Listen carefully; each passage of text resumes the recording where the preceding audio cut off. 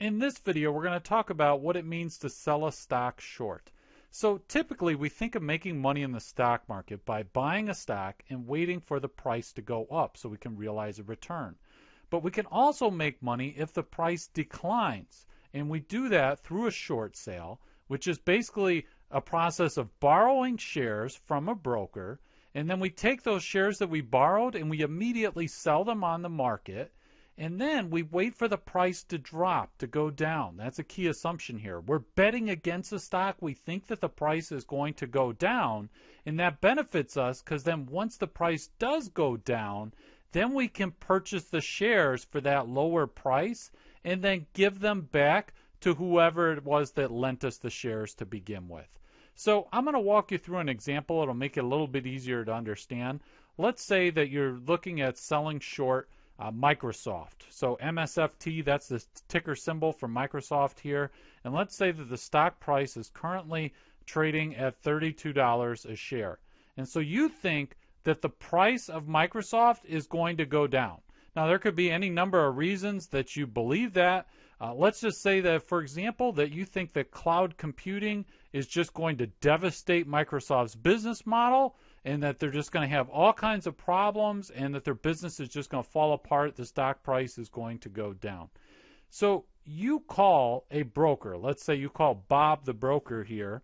So you call Bob the broker and you say, I want to short 1,000 shares. That's just slang for saying you want to sell short 1,000 shares. So Bob is a broker. So Bob has a brokerage account. And let's just say that this circle here, this is Bob's brokerage account, and that represents a pool of securities that Bob is managing for different investors. And let's say that there's an investor named Iggy that owns this sliver here, or let me make it easier for me to write. This sliver here, let's say this is Microsoft shares that are owned by Iggy, the institutional investor. Right? So Iggy is an institutional investor who owns 1,000 shares of Microsoft, or could be more than 1,000 shares. And in any case, Bob is the broker who is managing those shares. And you come in and say, hey, Bob, what I would like to do is I would like to short 1,000 shares. So basically, Bob will say, hey, great. Iggy has 1,000 shares of Microsoft just sitting here. I will give them to you. So let me change colors here. So I will give you 1,000 shares of Iggy's Microsoft stock. And you might say, hey, isn't Iggy going to have a problem with this? Well, Iggy might not even know that this is happening, right? So Iggy doesn't need these shares right now. They're just sitting in the brokerage account. So Bob lends you the 1,000 shares of Microsoft stock. And what do? You turn around and you immediately sell the shares.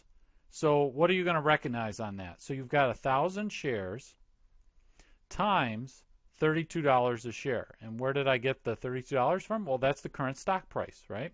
You think that stock price is going to go down. You think it's going to go to less than 32. So you borrow these 1,000 shares and you say, I'm going to sell it right now. And so you get, let's say, $32,000, right? So you sold the shares.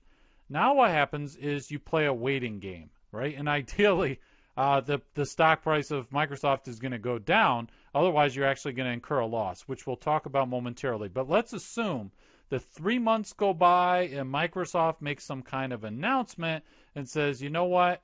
Actually, cloud computing, we just don't know that we can compete, and we're having all these problems. And so their price does go down, right? So their price goes down to $27 a share.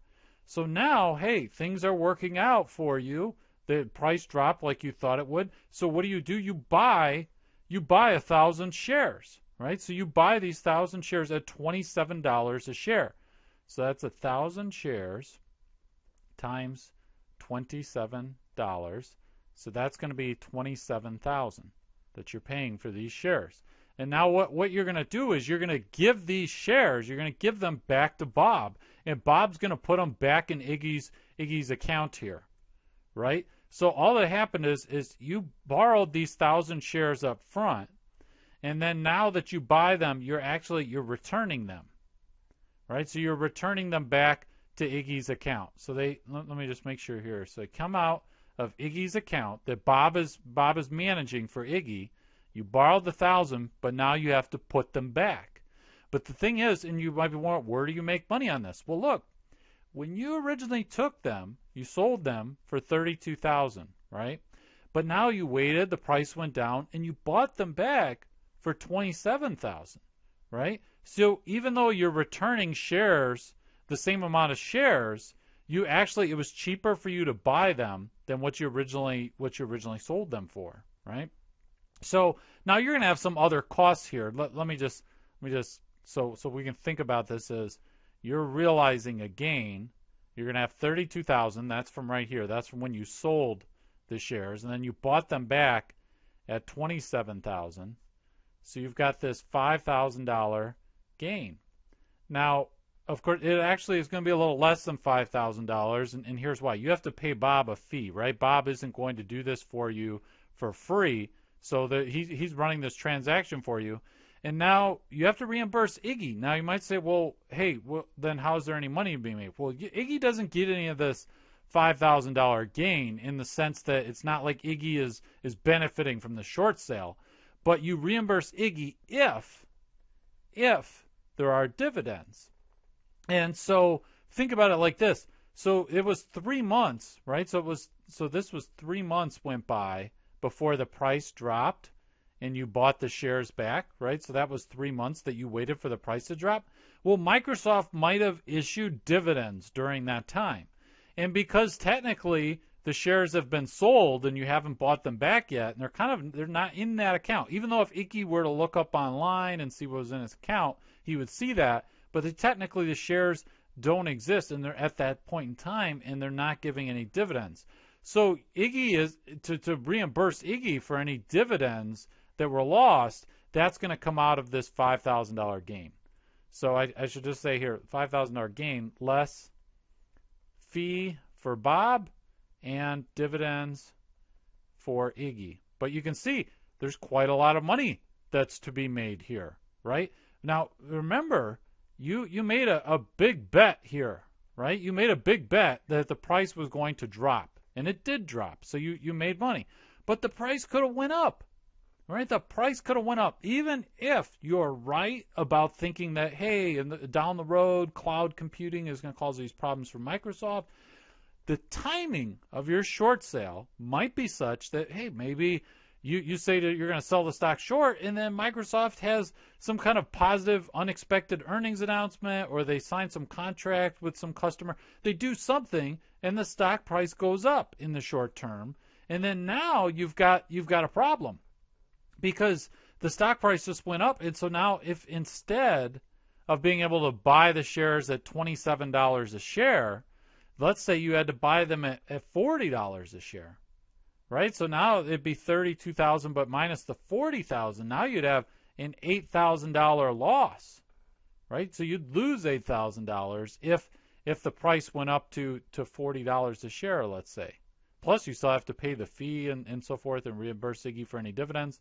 And so, and bear in mind, Iggy might have wanted his shares at some point in time. You might say, well, hey, if the 3 months go by and the price has gone up, I'll just do nothing. I'll wait 5 years. I'm not going to do anything. But Iggy might say, you know what, I would like those shares back, in which case, I mean, if it happens like a day later where Iggy's like, I want the shares back, maybe Bob the broker has some other shares of Microsoft from somebody else, some other investor that he could give you, and then he'll give the shares to Iggy. But if it's something where it's just taking a long time and Iggy needs the shares, or maybe Bob doesn't have other shares to give Iggy, Bob could actually force you to close out the position. So you might have to close out the position if Iggy wants the shares back, or if Bob just thinks, you know what, the price has gone up a lot, I'm worried that you're not going to be able to cover this position, and I'm just going to force you to close out the position and just take the loss.